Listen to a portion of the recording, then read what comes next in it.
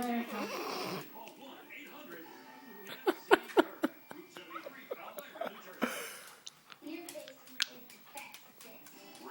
He must have a thing for polo.